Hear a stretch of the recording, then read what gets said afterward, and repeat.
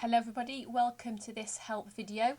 Now as you'll know if you've read your emails, we are having a slight change of topic and we are going to wrap up the London topic and move on to coasts. Now don't worry if you haven't finished all the work on London, you don't need to go back to that. That's something that we will revisit when we are all back at school. Now the reason we've decided to change topic is I know that a few of you were struggling with the London topic and that's absolutely understandable. It was new learning and it was often using vocabulary and geographical theory that you're not familiar with. So with that in mind, what we've decided to do is change to coasts. Now the reason for that is you do have prior knowledge about coasts. You did coasts in year 8 and also a lot of the vocabulary that we're going to be using is the same as the vocabulary that was in your rivers topic. So you will have used those words before. You know about abrasion and attrition and hydraulic action and all those things. I've tried to make the learning a bit more varied for you, so different places for getting information, so video clips, reading, diagrams, that sort of thing. I'm also going to try and give you a choice of different work activities and some of those are going to be practical. I know that a few of you are really struggling with the amount of screen time that you're being asked to put in, so hopefully these more practical tasks will help address that for you. And this is going to all lead up to a more project-based task all about coasts. But first, before we do that, we do need to do a bit of knowledge-based work just to remind you of what the coast topic is all about. Now, the work I'm going to go through on this PowerPoint should take you 2 lessons, so it'll sort you out for a whole week of geography. So, we are looking this lesson at 3 concepts: waves, weathering, and mass movement. Okay? And what we are going to be finding out about those is how waves are created, what the different types of wave are and how they shape the land, the different types of weathering and how weathering weakens the land, and then what we mean by mass movement, the different types of mass movement and what can cause it. Now I'd like you guys to do a little bit of investigative work for me. So here are some links for you to go and investigate. These 3 links here, these top 3, they take you to the GCSE bitesize page and there is some reading to do about the topics this lesson. And then this 4th link is a test, okay? So if you can answer the first 6 questions on that test, you will have understood what these first 3 bullet points are trying to go through for you. And GCSE Bitesize is a really good resource and it's good for everybody. There's a good variety of different language and different tasks based on there.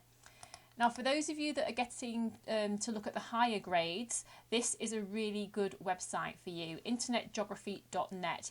It's more complicated, it's got a lot more information, it uses a lot more technical vocabulary and the tests are, I think, that a bit harder. So if you were to follow this link, and I'll put all these links in the description box at the bottom for those of you that are using YouTube. Okay, so go to this internet page and have a look at these bits here that I have highlighted. Okay, have a read through those, watch the little videos that are associated with them, and then at the bottom of some of the pages there's a big green block like this that says take a quiz. If you click on that, it takes you to a multiple choice quiz to have a go at. Okay, and then finally, when you've looked at whichever website you feel is appropriate for you, I've got here a whole bunch of videos just on YouTube for you to have a watch with some real examples of what some of the things that we're talking about and learning about this lesson actually look like in real life. So stop this video here, follow some of these links, do a little bit of reading, do some investigative work, find out about this vocabulary and then come back when you have done that for me.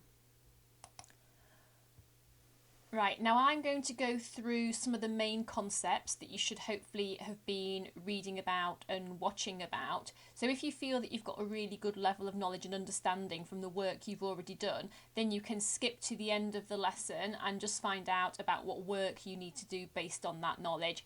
If, however, you're not sure and you're a bit hazy, then carry on watching because I'm going to go through it now. Okay, so the first thing we're going to look at is the actual waves themselves and thinking about what creates waves and what makes a wave either big or small. a wave is created by wind blowing across the surface, okay? And you can sort of see this for yourself. If you get a cup of water, make sure it's quite full, and you bring it up to your mouth and you blow across the surface of the water, you will see lots of little ripples being created in the surface of that water. That's just the same as the wind blowing over the ocean. And the larger the distance that the wind has blown over the ocean, the bigger the waves are going to be. And this is known as the fetch. So if you look at this diagram here, this arrow is showing the fetch all across the Atlantic Ocean from sort of the Caribbean area here all the way to the UK. And we can see that's a really large fetch. And here, B, this arrow, is showing the fetch from South America to Africa, again across the Atlantic Ocean, but the fetch is far smaller. So the waves that are approaching the UK here are going to be way bigger than the waves approaching Africa here. They're going to be bigger and stronger here in the UK because the fetch is so much bigger. So the wind has blown over the ocean from a greater distance. So once we've understood that concept, you should be able to answer this question. So which parts of the British Isles will receive the biggest waves and why? Okay, so the answer is here, the southwest, because the wind has blown all the way across the ocean and the first bit of land it hits is in southwest of the UK. And that's why you get such great surfing in Cornwall and why it's such a place in the UK to go for surfing. It's why the islands of Hawaii have such good surf, because they're surrounded on all sides by the Pacific Ocean. So again, a really big fetch, and the wind has got a very large distance to blow over, so those waves get really big. Now there are two basic different types of waves. There's constructive waves, shown by this top diagram, and there are destructive waves, shown by this bottom diagram. And if you know what the words constructive and destructive mean, it becomes very easy to understand what they're doing. So if you are constructing something, you are building something, you're making something. So what a constructive wave does is it pushes material onto the beach and it builds the beach up and makes it bigger. Now if you picture a wave in your mind, a wave goes onto the beach and it comes off the beach, okay? And those two different parts of the wave are called the swash and the backwash. So the swash goes onto the beach, you can see that here with this white arrow, and the backwash comes off the beach. Again, you can see that with this arrow. So with a constructive wave, the swash is quite strong and the backwash is quite weak. So the energy is in the swash, and that energy is taking this sand and it's pushing it up the beach, but then the wave has a weak backwash, so it's not got the energy to take the sand away again. So when you get a constructive wave, they're not very tall, they're quite small waves, okay? They're not very tall here, but they're quite wide, okay, in proportion to their length here going across this way. So not very tall, but really quite long. And destructive waves are the opposite. They are far, far higher. Destructive waves are the waves you see, on the news when there's a big flood and a big storm, and you see the waves crashing against the land and then sort of breaking it apart, okay? So a destructive wave is destroying things, it's taking the land away. So it has a weaker swash and a stronger backwash. So what you've got to imagine is a big tall wave breaking on the beach and then crashing down with a lot of power. So that's trying to be represented by this arrow here, and that arrow here is coming down with loads of power and it's taking that material away and taking it off the beach. So with this type of wave, if that's the kind of wave that's normally hitting a beach, the beach will be quite steep and narrow, whereas with a constructive wave, the beach will be quite wide and flat. So the thing you might often get in an exam is a picture of some waves going onto a beach, and you would be expected to identify if it was constructive or destructive. Or you might get a question asking you about the characteristics of those waves, and you would be expected to know which one's got the strong swash, which one's got the strong backwash, which has got the tall waves, which has got the shorter waves. So just make sure that you really recognise these diagrams and that you would be able to identify them without the titles being there. Now, as well as the waves having an impact on the shape of our coastline, the weather itself does as well, in a process called weathering.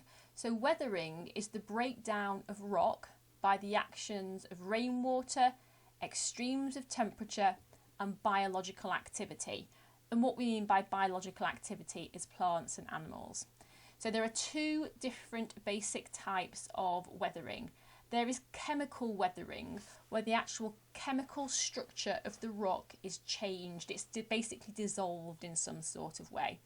And then we have mechanical weathering, which is the actual physical breaking apart of the different types of rock. And you need to know the differences between these two different types of weathering and some examples of what is happening. So that's what we're going to have a look at now. And one of the main types of mechanical or physical weathering, where the rock is actually broken apart, that we get in the UK is called freeze-thaw. And the reason we get a lot of freeze-thaw weathering in the UK is in the winter, the temperature is often below freezing at night time and above freezing during the day. So what happens is you've got a rock, water gets into the crack of the rock, like here in this diagram, and then at night, when it drops below 0, that water will freeze and turn into ice. Now, when water freezes and turns into ice, it expands, and that expansion puts pressure on the rock around it. And then in the daytime, when it's above freezing again, the ice will turn back into water, and the water will trickle down a little bit further into that new bit of crack it's made. And then come the night time, it will freeze and expand again and damage the rock a little bit further. And this cycle goes on and on and on. It happens for the whole winter, and then eventually the rock will break and split. And then what you often get happening is in the springtime, when temperatures get a lot warmer, then those rocks become really unstable, and that's when they'll start to break apart and collapse. And that's why you often get rockfall in the UK on a beach in the springtime, because over the whole of the winter you've had this freeze-thaw weathering happening. Now, another example of mechanical or physical weathering is a little sort of subtype of weathering called biological weathering. So again, this is physically breaking the rock apart, and in this example here, it's being done by plants. So anyone who does a lot of gardening can tell you plants can grow in some really odd places where you'd never think they could. Those roots can be really strong and get into the smallest, tiniest little cracks, and then they will start to break the rock apart, okay? And until eventually the plant is so big and the root system is so extensive that small bits of rock can start to break away, especially towards the edge of the cliff. Maybe you get a spell of bad weather, a spell of rain or something like that, and the soil gets heavy, puts a lot of pressure on the rock, and then the rock breaks away. Okay, finally, we have chemical weathering. Now, chemical weathering happens because rainwater and seawater are very weakly acidic. Now, that's not to say that it can burn your skin or you could put it on your chips like vinegar. It's not acidic like that, but it is acidic enough that when it reacts with the limestone, it will dissolve it. So if you go to a limestone beach, you'll often see that the rock is sort of pitted like this and makes these weird shapes, sort of looks like it's been attacked by a cheese grater. And that is because areas have been dissolved by the water. Okay, so this doesn't happen with many different types of rock, just rocks that are calcium carbonate based, so things like limestone and chalk can be dissolved by the rainwater and the seawater. Okay, so we have looked at waves and we've looked at weathering. So the last thing we need to just quickly go through is mass movement. Now, mass movement is exactly what it sounds like. It is the movement of a large mass of land. And it happens for the same reason that any of us would fall down. It's due to the force of gravity. Okay, so if you think about a cliff, picture a cliff in your mind. It's a piece of rock that's standing up straight and trying to defy gravity, trying to beat gravity. But eventually gravity will take over, gravity will win, and bits of that cliff will collapse. Now we've got 4 different types of mass movement that you need to learn.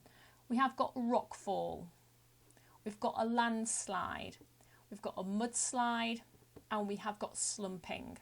Okay, and one of the most common things to happen in an exam is to be asked to identify them from a picture. So we're just going to go through some little pictures of them now and have a bit of a think about how it's happened and why it's happened. So the first one that we're going to look at is rockfall, because that's probably the easiest one to understand. Here in the UK, rockfall is caused a lot of the time by freeze-thaw weathering, and it simply is exactly what it sounds like when large chunks of rock fall from the cliff, and then you get a load of broken rock at the bottom of the cliff that's called scree. So if we look at a real-life example of it, we can see it here, and clearly we can see this smoother area of the cliff here where we've had the rockfall and all the rock piled up at the bottom. Okay, and this is the reason why if you ever see a sign on the beach telling you that there's unstable rock and they're expecting a rockfall, you need to pay attention to this sign, because the rock in the UK can collapse like this, or anywhere in fact, it can collapse. So obviously if that was to fall on your head, you'd be in serious trouble. Now the next one we're going to look at is a landslide, and that is a slightly different thing that's happening.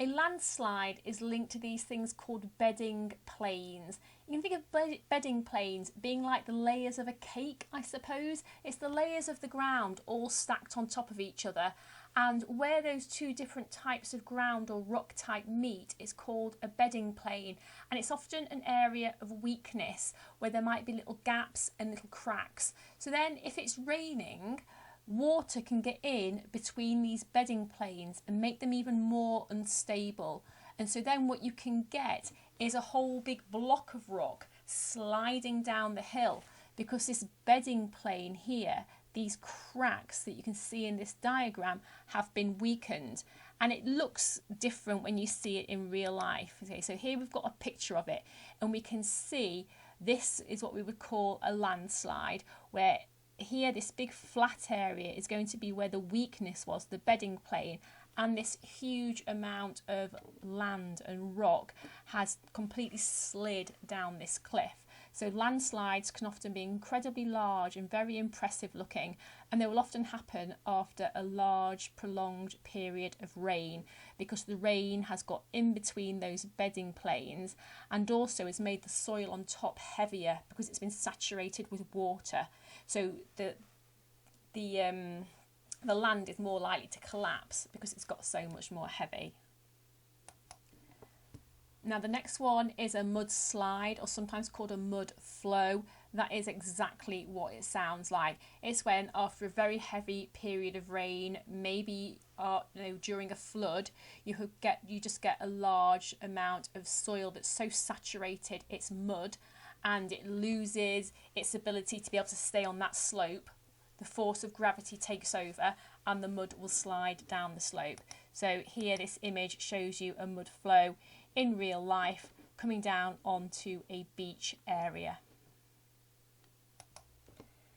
Now the final one we are going to look at is called slumping, and we get this a lot in the UK, and we get it particularly on the northeast coast of the UK. So slumping can only happen in an area where the cliffs are made of really soft rock.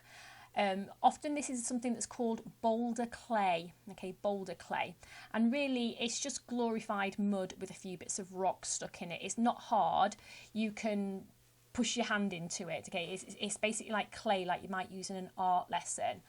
And what happens with it is, it gets heavy because of rain, it gets saturated, and then eventually gravity takes over. The muddy cliff, the rock and mud cliff can't support its own weight anymore because it's become so heavy because it's saturated with water. And then it's got these things called slip planes. So slip planes are areas of weakness, just like in the bedding planes on a rock cliff. The slip plane is an area where it's weaker, and they are curved like this, like you can see in the diagram. So whereas the bedding planes are straight and you have the blocks of rock sliding down the hill kind of in a straight line, these slip planes are curved. So what you get is the mud and the rock slumping in this curved fashion, and it makes a very, very distinctive pattern of these different layers as one area slumps after the other. So if we have a look at it in real life, okay, we can see that here. And the real giveaway in the UK on this northeast coast, where you can see slumpings happened, is you have these little layers of grass that have got detached from the main cliff face, and they're now, you know, a couple of metres down the cliff. And then there's another one a couple of metres lower down. So this grass growing here, sort of halfway down the cliff, and then the shape of the slumping, almost kind of like the land sort of giving up, trying to stay up on the cliff. That is how you know slumping has been happened. So it makes a very, very distinctive pattern. Okay, so that is your 4 different types of mass movement. So make sure that you can recognise them on photos and you know what some of those causes are. So here are some ideas for you for the kind of work that you can do. Now I've set a test on Educake. It isn't very long. I think there's only about 20 questions on it. So can you please all make sure that you do that for me? If you don't have access to the internet, or there's some other problem with you doing that, then please let us know and we'll try to get that sorted out for you in any way that we can. There's those quizzes on GCSE bitesize and internet geography. You could do something more creative, like with 3, 4 and 5 here. So you might want to do a poster guide to the ideas from the lesson with including some diagrams and explaining them. You might want to produce yourself some flashcards to show the meanings of the key terms and the vocabulary and again the diagrams. Or if you're particularly creative, you could try to make a model, maybe showing the differences between the different types of waves or the differences between some of these different types of mass movement. Obviously, if you have a go at 3, 4 or 5, it'd be really nice if you could take a photo of it and just send it to us over the email, because we can't give out home learning stars if we don't know what you're up to and we don't know what you are doing. Now, I know in lessons, when I suggest doing things about like this, some of you just sort of groan and roll your eyes, because I know that some of you would simply prefer to do written work. So if that's the case and you would just prefer to do some written work, then again, here's some ideas. You can just make notes from the PowerPoints, websites and videos. You can make notes to understand, to show you understand what the diagrams are showing you. Or there's 4 little exam questions I have just written out here that you could have a go at. Now, if you want to have a go at those exam questions, let us know when you've had a go, send us your answers, and I've got an answer sheet that I can send you with some sample answers on it so you can check it against your own. Okay, so hopefully that's all nice and clear for you. If there's anything that you haven't understood, or if you're not sure exactly what work you need to try and do over this next week, then please do drop us an email and we'll do everything we can to help you. Okay, bye everybody, take care.